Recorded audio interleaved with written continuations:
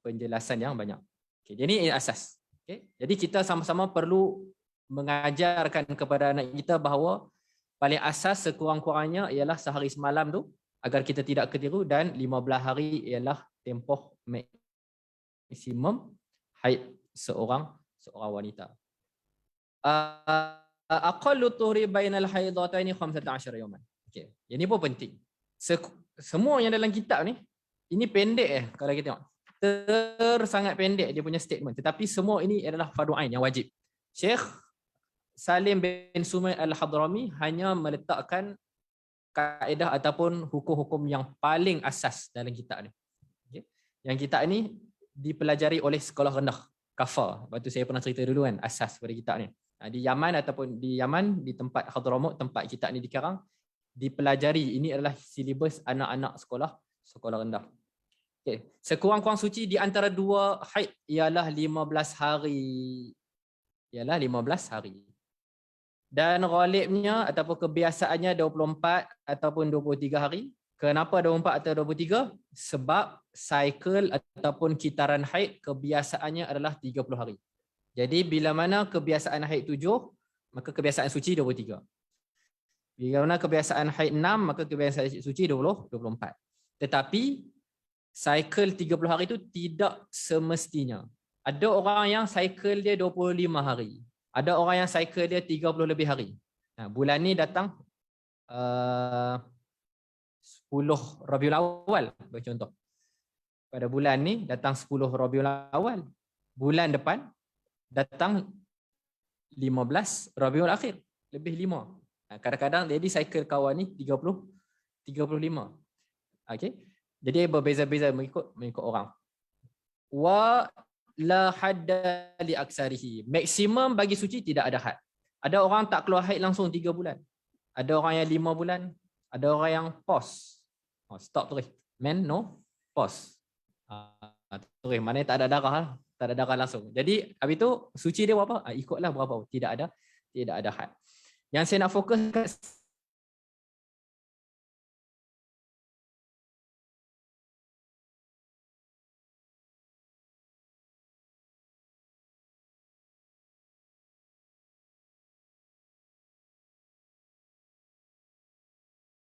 kemudian dia pun suci 18 hari. Okay. Daripada tarikh terakhir sehinggalah kepada keluar darah yang seterusnya ada 18 hari suci darah. Hari ke-19 kita pakai macam ni. 1 hingga 10 hari bulan darah. 10 hari bulan sehingga 28 hari bulan suci. Okey, 29 hari bulan keluar darah. Darah itu haid ke istihadah. Masih dalam sebulan ni. 29 hari bulan. Haid ke istihadah. Okey, berdasarkan kitab ni agak-agak apa? Cuba teka. Ada siapa nak teka? Ke dah belajar? Dia ialah haid. Sebab dia ialah haid yang baru.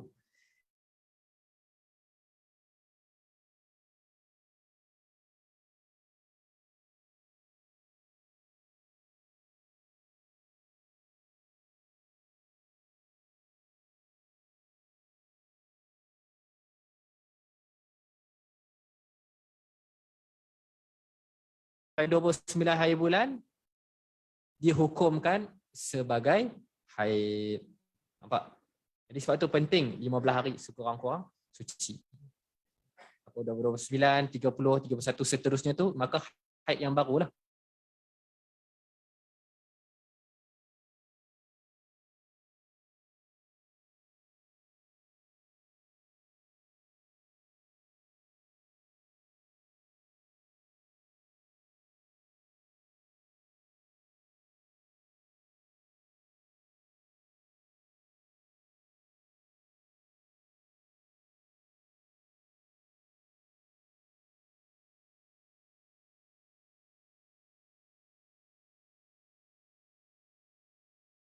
Keluar darah 10 suci. 21 hari bulan keluar darah. 21 hari bulan keluar darah. Haid ke istihadah? 21 hari bulan. Siapa nak jawab? Try. 21 hari bulan keluar darah. Haid ke istihadah? Istihadah. Sebab belum cukup 15 hari suci daripada tarikh akhir dia berhenti haid. Nampak? Tadi baru 10 hari suci kan. Jadi 21 hari bulan keluar darah, darah itu adalah istihadah. Jika berterusan 22 istihadah. 23 istihadah, 24 istihadah, 25 istihadah, 26 itulah haid.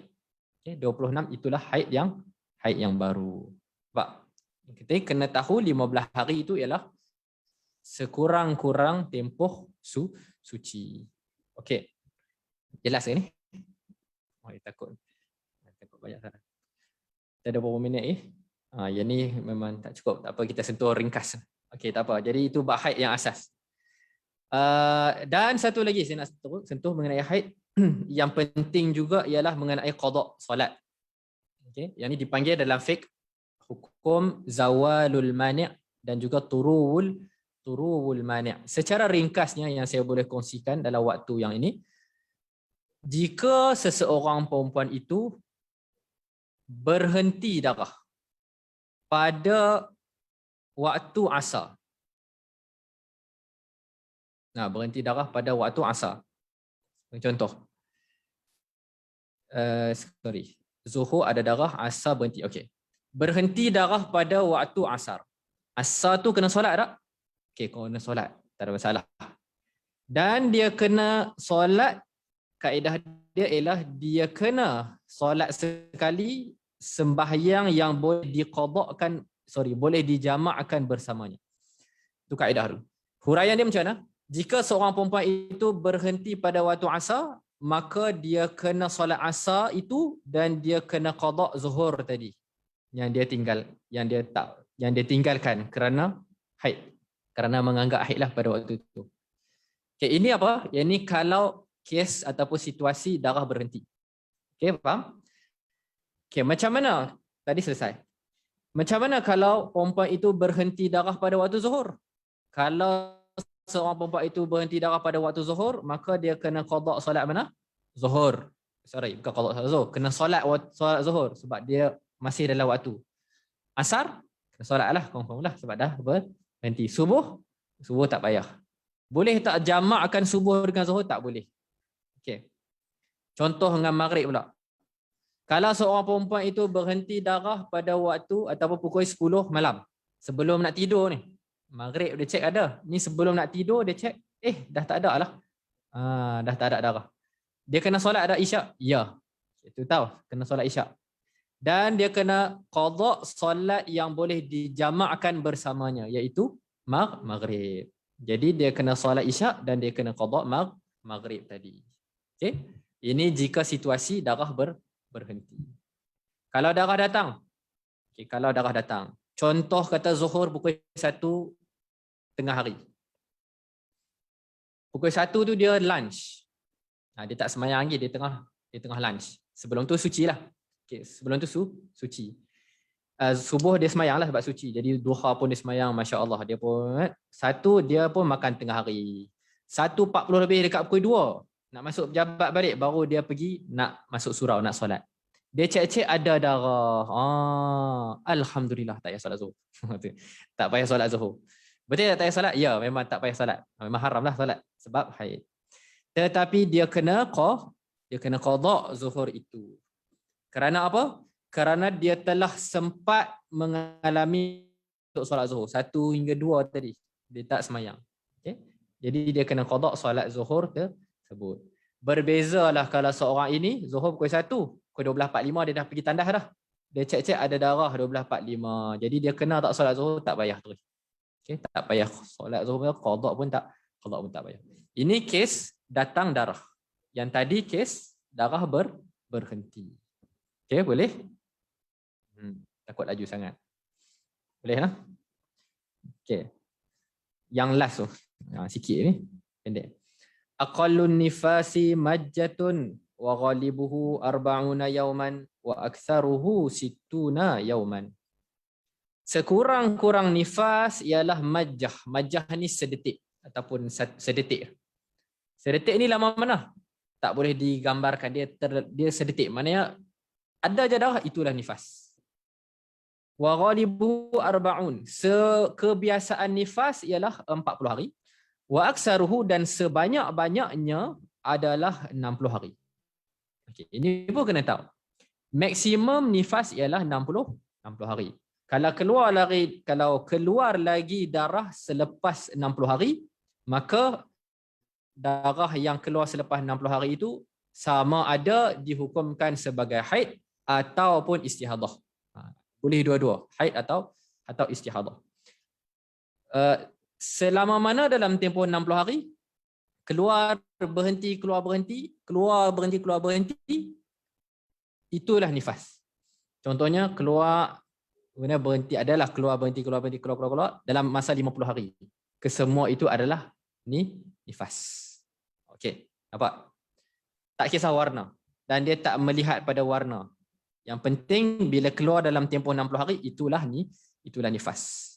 Okay, satu benda yang kena tahu, boleh jadi haid juga. Kalau contoh seorang perempuan ni bersalin,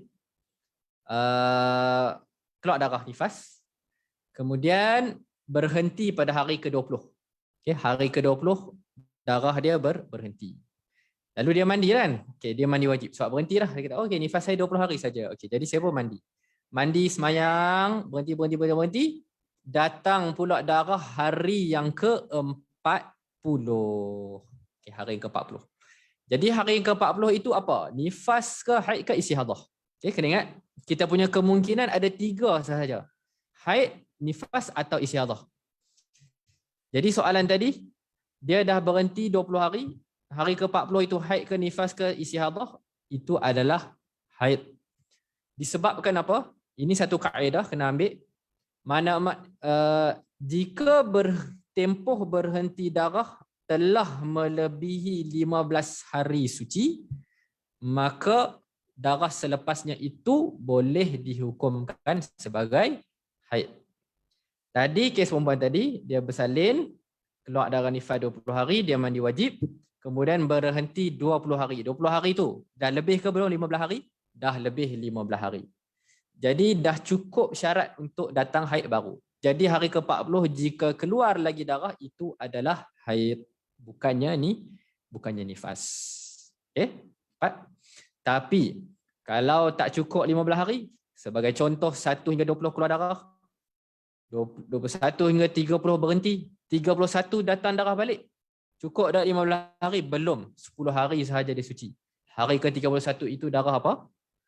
Nifas. Okay? Nifas. Sama lah 31, 32, nifas. Dan begitulah kaedahnya. Okay, jelas. Jadi mak dan ayah semua kena tahu mengenai hukum hakam darah ni.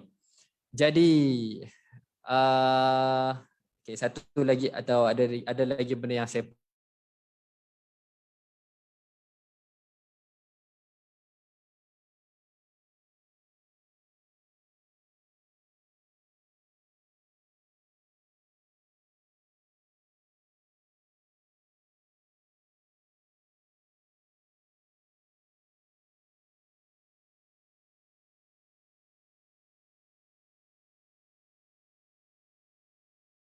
mandi wajib.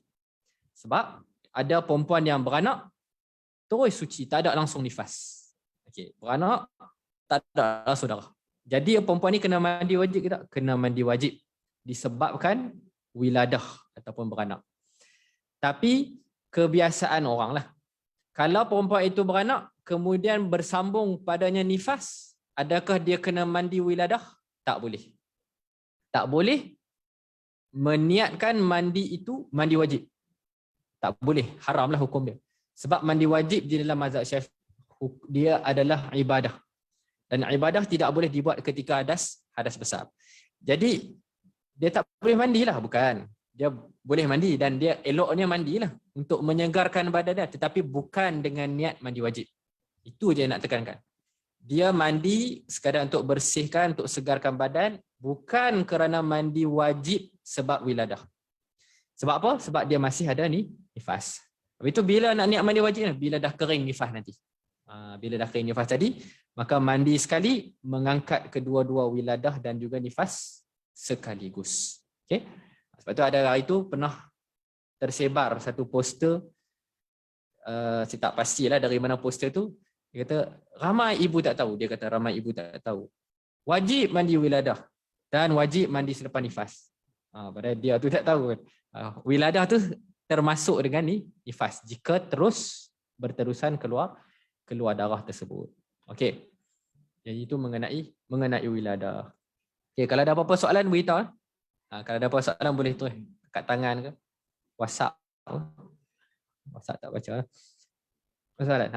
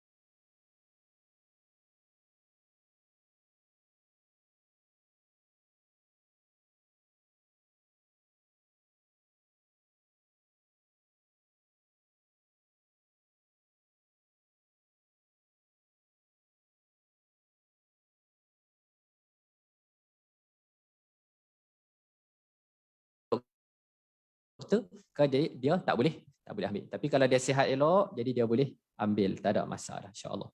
Okey, telah ada fatwa yang mengharuskan pengambilan pil tersebut. Untuk tarawih, tapi sebaiknya okey, bukan sebaiknya. Saya tak pasti, kalau tak silap saya dalam fatwa itu dengan sebab tertentulah. Untuk umrah itu kuatlah. Untuk tarawih ni ibadat sunat. Kalau saya nasihatkan tak payah ambil. Sebab pil ni dia akan mengganggu banyak. Kebanyakan peratusan wanita yang hormon dia terganggu dengan sebab pil ni tinggi. Ada yang selepas ambil pil darah haid dia jadi tidak teratur. Ada keluar 20 hari lah, ada yang keluar 60 hari straight. Pernah dapat soalan 60 hari. Kuning, keruh, cair, pekat, 60 hari pening. Kita pun pening, dia pun pening. Menyebabkan mudarat yang lebih besar. Jadi untuk solat tarawih tak payahlah. Sebaiknya tak payah. Banyak lagi ibadah-ibadah lain yang boleh dia lakukan.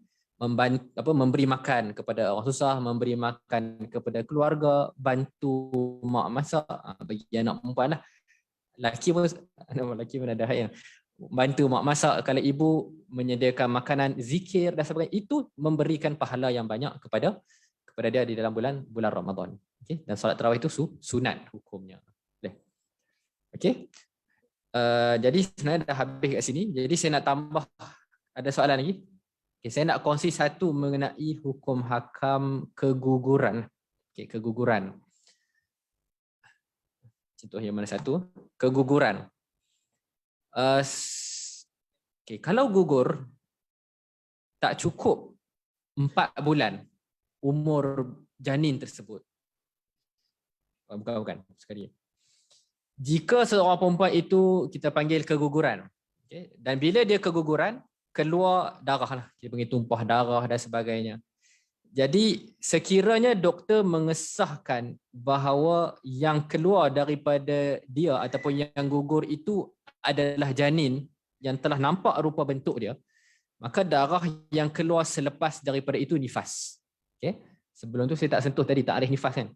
Apakah itu takrif nifas? Takrif nifas ialah darah yang keluar al-khuruj aqibal wiladah, yang keluar kerana beranak, ataupun yang keluar setelah kosongnya rahim perempuan daripada anak.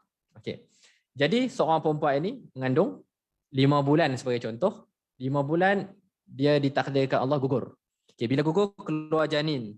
Janin dah nampak rupa bayi. Bila dah nampak rupa bayi, darah yang keluar selepas daripada itu haid ke istihadah ke nifas? Nifas. Okey. Tetapi kalau seorang perempuan ini gugur awal, contohnya sebulan, baru umur 30 hari, 40 hari dah keluar. Selalunya sebulan ni memang tak nampak apa, dia seketulan darah sahaja. Jadi Dah nampak ke belum rupa bentuk manusia? Belum. Darah yang kalau selepas itu apa dia? Darah haid ke nifas ke istihadah? Bukan nifas. Jawapan dia bukan nifas. Sama ada haid atau istihadah. Kalau cukup syarat haid, iaitu melebihi sehari semalam, haid. Kalau tak cukup syarat haid, iaitu tak cukup sehari semalam, maka dia ialah istihadah. Okay. Jadi itu untuk mengenai keguguran. Dan begitu juga perempuan yang mengandung kembar. Okay, kembar. Kembar yang pertama, keluar anak pertama, keluar darah. Okay, darah ketika itu, haid ke nifas ke istihadah, belum nifas. Haid, jika dia kembar dua, untuk mengesahkan dia ini boleh dihukum sebagai nifas, mestilah perut dia itu kosong daripada semua anak. Okay. Maksudnya keluar anak pertama, anak kedua, biar kosong.